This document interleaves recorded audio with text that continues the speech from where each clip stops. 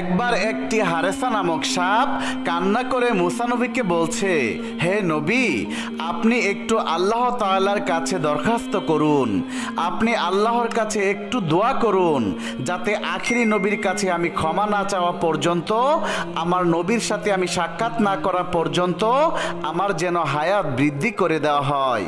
তখন হযরত মুসা আলাইহিস সালাম আল্লাহ তাআলার কাছে কান্নাকাটি করে বলছে, হে আল্লাহ, আখিরি নবী তো আসবে সবার শেষে, সে আসতে তো অনেক দেরি, আমার হারেসা সাপ এই অবস্থায় কিভাবে থাকবে?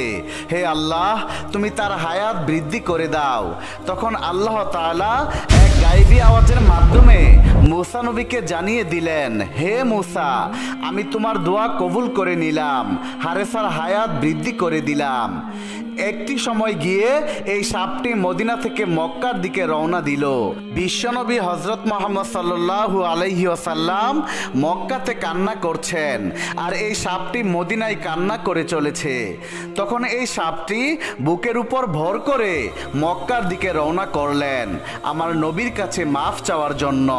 আর এই সাপটি 6 মাস পর্যন্ত বুকে ভর করে আবু জেহেলের বাড়ির সামনে গিয়ে ক্লান্ত অবস্থায় দাঁড়িয়ে গেলেন। ক্লান্ত হওয়ার কারণে আবু জেহেলের বাড়ির সামনে সাপটি ঘুমিয়ে পড়েছে। সকালবেলা সেই বেঈমান আবু জাহেল ঘর থেকে বেরিয়ে যখন তার বাড়ির সামনে সাপটিকে দেখলো, তখন একটি লাঠি নিয়ে সাপটির গায়ে আঘাত করা শুরু করলো। তখন সাপটি কান্না করে বলছে, হে আবু জাহেল, তুমি আমাকে মারিও না, আমি সাপ নই, আমি একজন মানুষ। সাপের মুখে মানুষের মতো কথা শুনে আবু জাহেল অত্যন্ত অবাক হয়ে গেল। তারপর সে চিৎকার করে সবাইকে বলতে লাগলো, হে আমার বিবি, ওরে আমার সৈন্যরা, তোমরা তাড়াতাড়ি আসো, এমন ঘটনা আমি আমার জীবনেও দেখি নাই। তখন সবাই সেখানে এসে উপস্থিত হলো এবং আবু জাহেল তাদেরকে বলল, আমি সকালবেলা এই সাপটিকে আমার বাড়ির সামনে দেখলাম, আর আমি যখন আঘাত করলাম এই সাপ দেখি মানুষের মতো কথা বলে। বেঈমান আবু জাহেল তখন সাপটির গায়ে আঘাত করা শুরু করলো। তখন সাপ আবার কান্না করতে করতে বলতে লাগলো, হে আবু জাহেল, তুই আমাকে আর মারিস না, আমাকে একবারের জন্য নবীর সাথে দেখা করতে দে, একবার নবীর কাছে আমাকে যেতে দে, আমাকে মাফ চাওয়ার জন্য নবীর কাছে যেতে হবে। একবার যদি আমার নবী আমাকে মাফ করে দেয়, তারপরে তোর যত মন চায় আমাকে তত মারিস, আমি তোরে বাধা দেব না, আমার জীবনটা নষ্ট করিস না রে, একটু আমাকে যেতে দে। তখন আবু জাহেল সৈন্যদেরকে বলে, এই সাপের গলায় তাড়াতাড়ি শিকল পরিয়ে দাও। অতঃপর সাপের গলায় শিকল পরিয়ে তাকে খুঁটির সাথে বেঁধে রাখা হলো এবং তার গায়ে আঘাত করা শুরু করলো। আবার এইবার হারেসা কান্না করে আর বলে, আমাকে যত মারার তুই মার, একবার তুই আমাকে মুহাম্মদের কাছে যেতে দে। তখন আবু জাহেল বলে, হে বিবি, এই সাপের মুখ দিয়ে মুহাম্মদের নাম আসছে, মনে হচ্ছে এই সাপটি মুহাম্মদের জন্য পাগল, এই সাপটিকে তো ছাড়া যাবে না। এইভাবে সাপটিকে বেঁধে রেখে সারাদিন তার গায়ে আঘাত করা হলো। তখন সাপটি আবার কান্না করে বলছে, ও আবু জাহেল, তুই বুঝলি না রে, আমি যদি আখিরি নবীর কাছে যেতে না পারি তাহলে তো আমার জীবন ধন্য হবে না, আমি তো মাফ পাবো না, আর জান্নাতে যেতে পারবো না, আমাকে জাহান্নামে চলে যেতে হবে। তুই আমাকে একবারের জন্য হলেও মুহাম্মদ রাসূলুল্লাহ সাল্লাল্লাহু আলাইহি ওয়াসাল্লামের কাছে যেতে দে, যদি আমার নবী আমাকে মাফ করে দেয় তারপর তোর যত খুশি আমাকে ততই মারিস। তখন বেঈমান আবু জাহেল বলছে, তুই কথা বলিস না, তোকে মুহাম্মদ পাঠিয়েছে, কারণ বর্তমানে তার সাথে আমার ঝামেলা চলছে, তাই তোকে পাঠিয়েছে আমার ক্ষতি করার জন্য।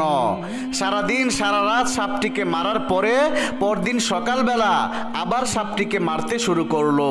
তখন সাপটি বলতে লাগলো, হে আবু জাহেল, তুমি আমাকে কেন মারছো সেটা আমি বুঝতে পেরেছি, আখিরি নবীর সাথে বেয়াদবি করার কারণে আজ আমার এই শাস্তি হচ্ছে। ও আবু জাহেল, তোকে আমি কথা দিলাম তোর যত মারতে মন চায় আমাকে মারিস, কিন্তু একটি একটিবারের জন্য হলেও তুই আমাকে আখিরি নবীর সাথে দেখা করার সুযোগ করে দে। হে আবু জাহেল, আমি যদি মুহাম্মদের কাছে গিয়ে মুহাম্মদের পায়ে যদি একটি চুমো দিতে পারি এবং আমাকে যদি মুহাম্মদ মাফ করে দেয় তাহলে আলহামদুলিল্লাহ, আর যদি মাফ না করে তাও আমি তোর কাছে ফিরে আসব। আমি তোকে কথা দিলাম। আবু জাহেল নবীর নাম শোনার কারণে আরো অনেক ক্ষেপে গেল, অনেক গরম হয়ে গেল। সাপটিকে মারতে মারতে তখন আবু জাহেল তার বিবিকে বলল, হে বিবি, তুমি আমার ঘর থেকে আমার লোহার চাবুকটা নিয়ে আসো।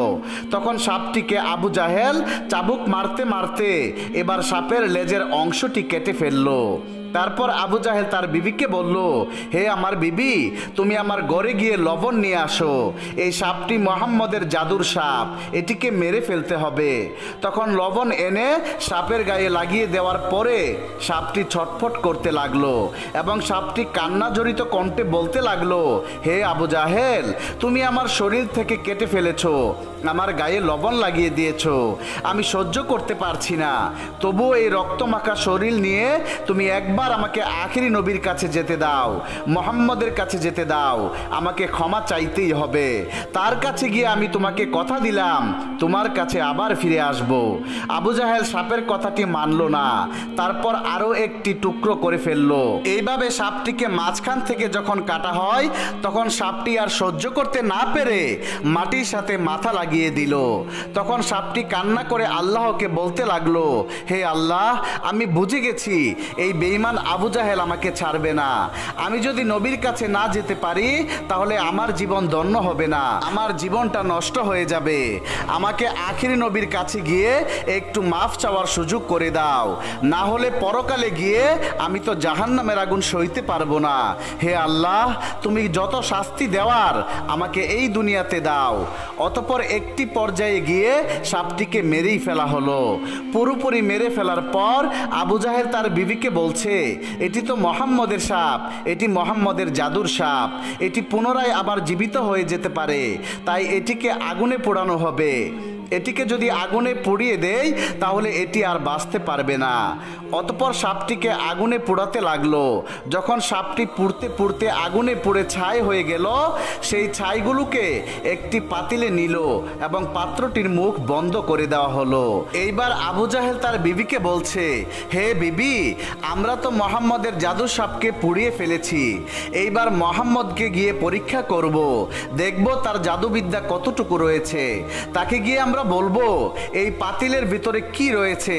অতঃপর বেঈমান আবু জাহেল মহল্লাতে ঘুরে ঘুরে মহল্লাবাসীকে বলছে, তোমরা কি দেখবে, এই দেখো মুহাম্মদ আমাকে মারার জন্য তার জাদুর সাপ পাঠিয়ে দিয়েছে, আমি সেটিকে মেরে ফেলেছি, তাকে আমি জ্বালিয়ে দিয়েছি।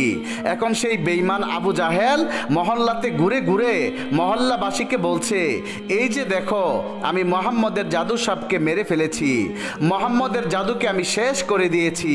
এইসব বলে আবু জাহেল মহল্লাবাসীকে বোঝাতে চাইছে যে মুহাম্মদের চাইতে আমার ক্ষমতা বেশি। নাউজুবিল্লাহ। তখন আবু জাহেল তার সন্তানদেরকে বলছে, চলো আমরা এই সাপটিকে নিয়ে মুহাম্মদের কাছে যাব এবং বলবো এই পাতিলের ভিতরে কি রয়েছে।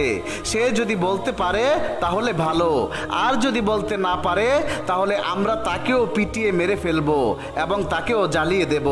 অতঃপর সেই বেঈমান আবু জাহেল তার সৈন্যদেরকে নিয়ে আখিরি নবী হযরত মুহাম্মদ সাল্লাল্লাহু আলাইহি ওয়াসাল্লামের বাড়িতে উপস্থিত হলো এবং তাকে ডাকতে থাকলো, হে মুহাম্মদ, এদিকে আসো এবং দেখো আমি তোমার জন্য কি নিয়ে এসেছি। তখন বিশ্বনবী ঘর থেকে বেরিয়ে এসে আবু জাহেলকে দেখলো এবং তার হাতে একটি পাতিল দেখলো। তখন আবু জাহেল বলতে লাগলো, হে মুহাম্মদ, আমার এই পাতিলের ভিতরে কি রয়েছে তুমি যদি বলতে পারো তাহলে আমি কালেমা পড়ে মুসলমান হয়ে যাব, আর যদি না বলতে পারো তাহলে আমরা যে শাস্তি দেব সেটা তোমাকে মাথা পেতে নিতে হবে। তখন বিশ্বনবী বললেন, আমি যদি বলি এই পাতিলের ভিতরে কি রয়েছে, তাহলে তুমি কি কালেমা পড়ে মুসলমান হবে? তখন আবু জাহেল বলতে লাগলো, তুমি যদি বলতে পারো এই পাতিলের ভেতরে কি রয়েছে, তখন আমি কালেমা পড়ে মুসলমান হয়ে যাব। আর যদি বলতে না পারো, তাহলে আমরা যে শাস্তি দেব সেটি তোমাকে মাথা পেতে নিতে হবে। তখন বিশ্বনবী বললেন, হে আবু জাহেল, তোমার পাতিলের ভিতরে কি রয়েছে সেটা আমি না বলে যদি এই পাতিলের ভিতরে যে জিনিসটি রয়েছে সে নিজের মুখে বলে, তাহলে কি হবে? তখন আবু জাহেল বলতে লাগলো, তাহলে তো অনেক ভালোই হয়, ঘটনাটা আরো অনেক বেশি পরিষ্কার হয়ে যাবে। যদি এই পাতিলের ভিতরে কি রয়েছে সে যদি নিজেই বলতে পারে, নিজের মুখ দিয়ে যদি সে স্বীকারোক্তি দিতে পারে, তাহলে তো আর কোনো সমস্যাই নাই, আর আমি কালেমা পড়ে তখন মুসলমান হয়ে যাব। আর যদি পাতিলের ভিতরে কি আছে সেটা যদি কথা বলতে না পারে, তাহলে আমরা যে শাস্তি তোমাকে দেব সেটাই তোমাকে মেনে নিতে হবে। বিশ্বনবী তখন বললেন, ঠিক আছে, আমি তোমার চ্যালেঞ্জ গ্রহণ করলাম। পাতিলের ভেতরে কি আছে সেটা যদি কথা বলতে না পারে, তাহলে তোমরা যে শাস্তি দেবে সেটি আমি মাথা পেতে নেব। অতঃপর আবু জাহেল সবাইকে বলছে, হে মহল্লাবাসীরা, তোমরা সকলেই শোনো, মোহাম্মদ বলেছে এই পাতিলের ভিতরে কি রয়েছে সেটি নিজের মুখেই সে বলবে, আর যদি না বলতে পারে তাহলে আমরা মোহাম্মদকে যে শাস্তি দেব সেটি সে মাথা পেতে নেবে। সুতরাং তোমরা সকলেই সাক্ষী থেকো। অতঃপর বিশ্ব নবী এবং আবু জাহেলের লোক সবাই মিলে বড় একটি মাঠের ভিতরে জড়ো হলো। চারদিকে মানুষ রয়েছে, আর মাঠের মাঝখানে বিশ্বনবী এবং আবু জাহেল রয়েছে। হযরত মুহাম্মদ সাল্লাল্লাহু আলাইহি ওয়াসাল্লাম তখন পাতিলের দিকে তাকিয়ে তার শাহাদাত আঙ্গুলটি ইশারা করে বলতে লাগলো, কে তুমি? কে?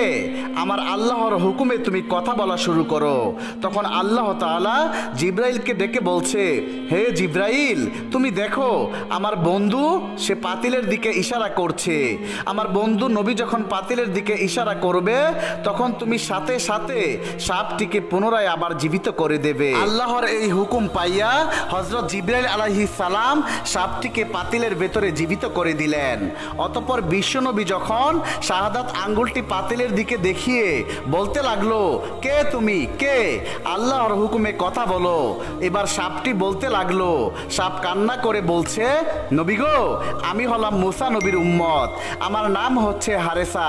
হে নবী, আমি আপনার কাছে আসতে গিয়ে মদিনা থেকে বুকের উপর বর করে হাঁটতে হাঁটতে 6 মাস পর্যন্ত হাঁটার কারণে অনেক ক্লান্ত হয়ে গিয়েছিলাম।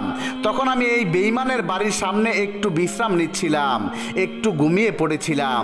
এই বেঈমান সকালবেলা আমাকে দেখার পর আমাকে বেঁধে অনেক মেরেছিল। আমি অনেক বুঝিয়েছিলাম আপনার কাছে আসার জন্য, যেন একটু আমাকে সুযোগ করে দেয়, কিন্তু এই বেঈমান আমার কোনো কথাই শুনে নাই। সে আমাকে শিকল দিয়ে বেঁধে দিন রাত আঘাত করেছে এবং আমাকে মেরে ফেলেছে। একটি পর্যায়ে সে আমাকে জ্বালিয়ে দিয়ে ছাই করে সেই ছাইগুলো এই পাত্রটিতে ঢুকিয়ে রেখেছে। তখন বিশ্বনবী আবু জাহেলের দিকে তাকিয়ে বলল, তুমি কি দেখেছো তোমার পাতিলের ভিতরে কি রয়েছে? তখন আবু জাহেল তার হাত থেকে পাতিলটি ফেলে দিল, সাথে সাথে সাপটি পাতিল থেকে বের হয়ে আসলো। তখন সাপটি আবু জাহেলকে মারার জন্য দৌড়াতে লাগলো। তখন আবু জাহেল দৌড়াতে দৌড়াতে বিশ্বনবীকে বলতে লাগলো, হে মুহাম্মদ, তুমি তাড়াতাড়ি তোমার সাপকে থামাও। তখন বিশ্বনবী সাপটিকে লক্ষ্য করে বলল, হে সাপ, তুমি থামো। তখন সাপটি নবীজিকে বলল, নবী গো, আমি আপনার নাম জপার কারণে অপরাধী হয়ে গিয়েছি। এই আবু জাহেল আমাকে এত বেশি আঘাত করেছে, এত বেশি কষ্ট দিয়েছে যে আমি বলে বোঝাতে পারবো না। তাই আজকে আমি ওকে শেষ করে ফেলবো, আমি ওকে ধ্বংস করে দেব। আবু জাহেল তখন ভয়ে ভয়ে বলতে লাগলো, হে মুহাম্মদ, কিছুই তো বুঝতে পারছি না, আমার মনে হয় তোমার সাপ আমাকে মেরেই ফেলবে। এই বলে আবু জাহেল আবার দৌড়াতে লাগলো। তখন সাপটি আবু জাহেলের পিছু পিছু লাগলো। বিশ্বনবী তখন সাপটিকে আবারও বলল, হে হারেসা, তুমি ওকে ছেড়ে দাও। নবীজির কথা শুনে সাপটি একবার সামনের দিকে তাকায়, আবার পিছনের দিকে তাকায়, এরপর জিহ্বাটা বের করে দিয়ে কান্না করতে লাগলো। তখন বিশ্বনবী বলতে লাগলো, হে হারেসা, তুমি আমার কাছে মাফ চাওয়ার জন্য এতদিন এত কষ্ট করেছো, যাও আমি তোমাকে মাফ করে দিলাম। তখন হারেসা সাপটি কান্না করে বলতে লাগলো, নবী গো, আপনি আমাকে মাফ করেছেন, আমার জীবন ধন্য হয়ে গিয়েছে। এই বলে হারেসা পচা পানির দিকে রওনা করলো। হারেসা সাপটি যাচ্ছে আর আমার নবীর দিকে একবার তাকায়, আবার সামনের দিকে একবার তাকায়। তখন বিশ্ব নবী চাচা আবু জাহেলকে ডেকে বলল, চাচা তুমি কি আর মানুষ হবে না? নবীজির কথা শুনে আবু জাহেল মাথা নিচু করে দাঁড়িয়ে রইল। এরপর নবীজি হারেসা সাপটিকে বলল, তুমি কি মানুষ হতে চাও? সাপটি তখন বলল, নবী গো, আপনি আমাকে মাফ করে দিয়েছেন, এতেই আমার জীবন ধন্য হয়ে গিয়েছে। এখন আপনি যদি আমাকে আবার মানুষ বানিয়ে দেন, তাহলে এর চেয়ে ভালো লাগার খবর আমার জীবনে আর কি হতে পারে। বিশ্বনবী তখন আল্লাহর দরবারে মোনাজাত করে বললেন, হে আল্লাহ, তুমি আমার হারেসাকে মানুষ বানিয়ে দাও। তখন আল্লাহ রব্বুল আলামিন নবীজির দোয়া কবুল করে নিলেন। হারেসা সাপ মানুষে রূপান্তর হয়ে গেল। কিতাবের ভিতরে উল্লেখ রয়েছে, হারেসা মানুষ হবার পরে তার বাকি জীবন বিশ্বনবীর খেদমতে কাটিয়ে দিয়েছেন। সুবহানাল্লাহ। একদা বিশ্বনবী সাহাবীদের এক মজলিসে উপস্থিত ছিলেন। এমন সময় সেখানে একজন গ্রাম্য বেদুইন ব্যক্তি উপস্থিত হলো। তখন তার হাতে শিকার করা একটি গুইসাপও ছিল। সেই বেদুইন হযরত মুহাম্মদ সাল্লাল্লাহু আলাইহি সাল্লামের দিকে ইশারা করে সাহাবায়ে কেরামদেরকে জিজ্ঞাসা করলো, তিনি কে? সাহাবায়ে কেরাম উত্তর দিলেন, তিনি আল্লাহর রাসূল বিশ্বনবী মুহাম্মদুর রাসূলুল্লাহ সাল্লাল্লাহু আলাইহি ওয়াসাল্লাম। ইনি হলেন জিন ও ইনসানের নবী, ইনি হলেন তামাম বিশ্বজাহানের নবী। অতঃপর সেই বেদুইন গ্রাম্য ব্যক্তি বলল, আমি লাত ও উজ্জার কসম করে বলছি, আমি তাকে নবী বলে স্বীকার করি না। তবে আমার হাতে যে শিকার করা গুইসাপ রয়েছে, সেই সাপটি যদি কথা বলে তার নবুয়াতের ব্যাপারে স্বীকৃতি দান করে, তাহলে আমি তাকে নির্দ্বিধায় নবী বলে মেনে নেব। হে মুহাম্মদ, যতক্ষণ পর্যন্ত এই গুইসাপটি আপনার উপর ঈমান না আনবে, ততক্ষণ পর্যন্ত আমিও আপনার উপর ঈমান আনব না। তখন হযরত মুহাম্মদ সাল্লাল্লাহু আলাইহি ওয়াসাল্লাম বললেন, হে বেদুইন, তুমি সত্যি করে বলো তো, ওই গুইসাপটি যদি তোমার কথা মতো আমার উপর ঈমান আনে, আমার নবুয়তের ব্যাপারে স্বীকৃতি প্রদান করে, তাহলে কি তুমি আমার প্রতি ঈমান আনবে? তখন বেদুইন ব্যক্তি জবাব দিল, যদি সত্যি এটি হয়, তাহলে আমি নির্দ্বিধায় তোমাকে নবী বলে স্বীকার করে নেব এবং তোমার প্রতি ঈমান আনব। তখন আল্লাহর নবী বিশ্বনবী বেদুইনকে বললেন, তুমি গুইসাপটিকে ছেড়ে দাও। রাসূল আকরাম সাল্লাল্লাহু আলাইহি ওয়াসাল্লামের আদেশ মতো সেই বেদুইন ব্যক্তি তার সামনে সাপটিকে ছেড়ে দিল। এরপর আল্লাহর নবী গুইসাপটিকে বললেন, হে গুইসাপ। গুইসাপকে ডাক দেওয়ার সঙ্গে সঙ্গে সেই সাপটি সকলের বোধগম্য বিশুদ্ধ আরবি ভাষায় জবাব দিল, লাব্বাইক ইয়া রাসূল আল্লাহ, আমি আপনার খেদমতে উপস্থিত এবং আমি আপনার অনুগত। গুইসাপের এই কথাগুলি উপস্থিত সকলে শুনল এবং বুঝতে পারল। এরপর বিশ্বনবী গুইসাপকে জিজ্ঞাসা করলেন, হে গুইসাপ, তুমি কার ইবাদত করো? জবাবে গুইসাপ বলল, আমি ওই আল্লাহর ইবাদত করি যার আরশ আকাশে, যার রাজত্ব দুনিয়াতে, যিনি সমুদ্রের ভিতরে পথ সৃষ্টি করেছেন, যিনি বেহেশতে রহমত এবং দুজুকে আযাব সৃষ্টি করেছেন। আল্লাহর নবী হযরত মুহাম্মদ সাল্লাল্লাহু আলাইহি ওয়াসাল্লাম গুইসাপকে পুনরায় জিজ্ঞাসা করলেন, হে গুইসাপ, আমি কে? তখন গুইসাপ জবাব দিল, আপনি আল্লাহর রাসূল এবং আপনি আখিরি নবী। যে ব্যক্তি আপনার সততা স্বীকার করবে সে সফল কাম হবে, আর যে ব্যক্তি আপনাকে মিথ্যা প্রতিপন্ন করবে সে ব্যর্থ হবে। অতঃপর হযরত মুহাম্মদ সাল্লাল্লাহু আলাইহি ওয়াসাল্লাম সেই গ্রাম্য বেদুইন লোকটির দিকে লক্ষ্য করে বলল, হে বেদুইন, এখন কি তোমার মনে আমি আল্লাহর রাসূল হওয়ার ব্যাপারে আর কোনো সন্দেহ রয়েছে? বেদুইন ব্যক্তিটি বলল, ইয়া রাসূল আল্লাহ, ইয়া হাবিব আল্লাহ, যার নবুয়তের ব্যাপারে একটি গুইসাপ সাক্ষ্য দেয়, তার নবুয়তের ব্যাপারে সন্দেহ করার আমি কে? হে আল্লাহর হাবিব, আপনি আমাকে মুসলমান বানিয়ে নিন এবং আপনার চরণতলে খেদমত করার সুযোগ দান করুন। তখন সেই বেদুইন হুজুর আকরাম সাল্লাল্লাহু আলাইহি ওয়াসাল্লামের হাতে হাত রেখে কালেমা পড়ে মুসলমান হয়ে গেল। সুবহানাল্লাহ, সুবহানাল্লাহ।